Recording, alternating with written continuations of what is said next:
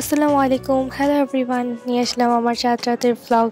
So আশা করি তোমরা সবাই দেখবে এবং শেয়ার করবে।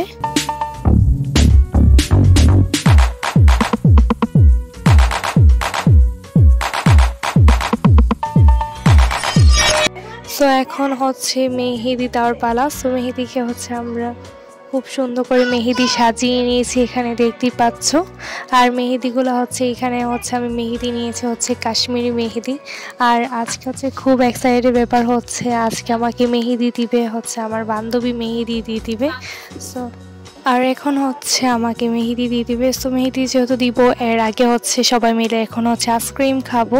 আর নিয়ে নিলাম কোন আইসক্রিম, আরও অনেকগুলাই নিয়েছিলাম। সো আমরা তিনজন এখন খাবো, দেন হচ্ছে খেতে খেতে হচ্ছে মেহেদি দিব। আগে হচ্ছে যেহেতু আজকে চাঁদ রাত, সো চাঁদ রাত বলাও যেতে পারে।